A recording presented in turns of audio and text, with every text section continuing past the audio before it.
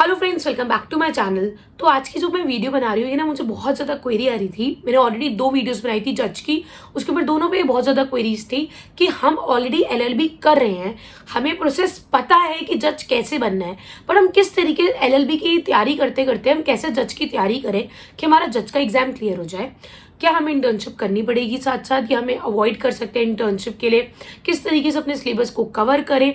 तो कुछ इस टाइप की क्वेरीज मेरे पास आ रही थी मेरी वीडियोस के कमेंट में। तो आई थॉट कि मैं इस वीडियो के अंदर सबके डाउट क्लियर कर दूं, सो दैट अगर आप भी एलएलबी करने के साथ जज की प्रिपरेशन कर रहे हो तो किस तरीके से आप उसको प्रिपेयर कर सकते हो।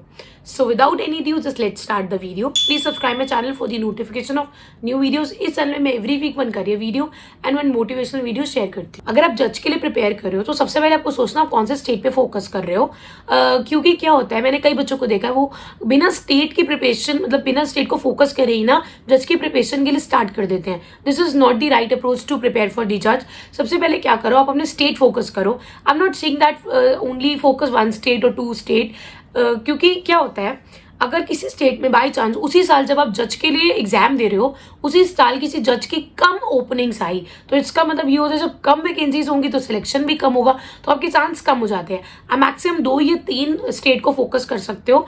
2-3 स्टेट ऐसे फोकस करो जिनका एग्जाम का पैटर्न सेम हो। जैसे फॉर एग्जाम्पल दिल्ली और हरियाणा के अंदर प्रैक्टिकल क्वेश्चन ज्यादा आते हैं, यही अगर हम यूपी की बात करें तो उसमें थ्योरेटिकल क्वेश्चन ज्यादा आते हैं। तो आपको देखना पड़ेगा कि किसका पैटर्न हमारे साथ मैच कर रहा है, ठीक है, उसके हिसाब से फिर आप प्रिपेयर करो। यार मैं ये 2 स्टेट के लिए प्रिपेयर कर रहा हूँ या मैं इन 3 स्टेट के लिए प्रिपेयर कर रहा हूँ। Don't start preparing for just random, क्योंकि ना सबका बहुत एग्जाम पैटर्न बहुत डिफरेंट होता है। कई लोगों में हिस्ट्री के क्वेश्चन ज्यादा आते हैं, कई लोगों में करंट अफेयर्स के क्वेश्चन ज्यादा आते हैं, तो और किसी के अंदर प्रैक्टिकल क्वेश्चन ज्यादा होते हैं। तो आपको उसकी पूरा प्लान को समझना पड़ेगा कि भाई इस स्टेट के अंदर इस टाइप के क्वेश्चन ज्यादा आ रहे हैं, इस हिसाब से उनकी मार्किंग स्कीम है, मुझे इस हिसाब से प्रिपेयर करना है। सबसे पहले अपना स्टेट फोकस करो। दूसरी चीज जो इशू आता है आपका जो एलएलबी का सिलेबस है और जज का सिलेबस है, जज का सिलेबस तो वास्ट सिलेबस है, एलएलबी का सिलेबस उतना वास्ट नहीं है।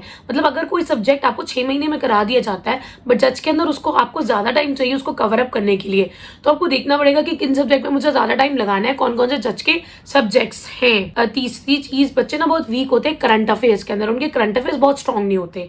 तो आपको डेली हैबिट बनानी है कि मुझे ना डेली 15-20 मिनट, आधा घंटा, जितनी आपकी कैपेसिटी हो, जितने टाइम में आप उसको ग्रैब कर सकते हो, उतना टाइम मुझे ना रोज का जीके का देना है। Make an regular habit, don't make a miss a day. उसको डोंट मिस अ डे, आप उसको एक रेगुलर हैबिट की तरह बना लो। करंट अफेयर्स को रोज आपको 15 मिनट्स 20 मिनट्स कोई मैगजीन स्टार्ट कर लो करंट अफेयर्स की, या कहीं से न्यूज़पेपर रीडिंग करो, जो भी आप स्टार्ट करना चाहते हो, make it a daily practice. अब डेली प्रैक्टिस बना लो और उसको daily 15 minutes 20 minute daily current affairs को पढ़ो, जब तक एग्जाम के लिए आप रेडी हो जाओगे, जब तक आपका एग्जाम आएगा। और दूसरी प्रॉब्लम, बच्चे जो फोकस करते हैं प्रीलिम एग्जाम के लिए करते हैं, मेन के लिए नहीं करते। अगर आपका प्रीलिम क्लियर हो गया और उसके बाद आपको मेंस की तैयारी के लिए उतना टाइम नहीं मिलता, बहुत कम टाइम होता है, उतने में आप मेंस की तैयारी नहीं कर सकते।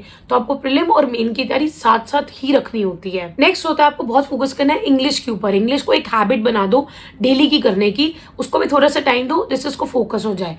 नेक्स्ट क्वेश्चन आता है कि हम कौन से ईयर में तैयारी शुरू कर दें जुडिशरी के लिए। हम एलएलबी में कौन सी ईयर में हो, तो अगर आप फर्स्ट ईयर में आए हो अभी, तो फर्स्ट ईयर आप सिर्फ अभी समझो कि किस तरीके से लॉ बनते हो, कैसे लॉयर बना जाता है, क्या जुडिशरी है, इन सारे सिस्टम को समझो। और सेकेंड ईयर से you should be ready with your study material, your facts. अब सेकेंड ईयर से स्टार्ट कर दो अपनी जुडिशरी की तैयारी करना। उसके बाद अगला क्वेश्चन आता है बच्चों का कि अगर हमारे कोई सब्जेक्ट में मार्क्स सही नहीं है या हम क्लियर नहीं कर पाए, तो क्या उसका इम्पैक्ट हमारे को जुडिशरी में पड़ेगा। इट्स नॉट लाइक दैट, ये कोई रूल है, but Delhi Bombay high court ने बोला था कि बच्चे जुडिशरी के लिए उन्हीं को सिलेक्ट किया जाएगा जो फर्स्ट अटेम्प्ट में ही क्लियर कर पाते हैं एग्जाम्स को। It's not a judgment from supreme court, but आप अपने ग्रेड्स को इंटैक्ट रखो। स्टडी बेयर एक्ट्स को बहुत इंपॉर्टेंट हो, इलस्ट्रेशन एंड इंटरप्रिटेशन के साथ ये बहुत इंपॉर्टेंट होते हैं। म्युनिसिपल कॉर्पोरेशन को बहुत इंपॉर्टेंट हो, ये बहुत इंपॉर्टेंट होते हैं। नेक्स्ट इंटर्नशिप की बात आती है। बच्चे पूछते हैं कि हमें जो एलएलबी करने के बाद इंटर्नशिप करनी कंपल्सरी थी, क्या हमें वो जज के साथ भी इंटर्नशिप करनी पड़ेगी।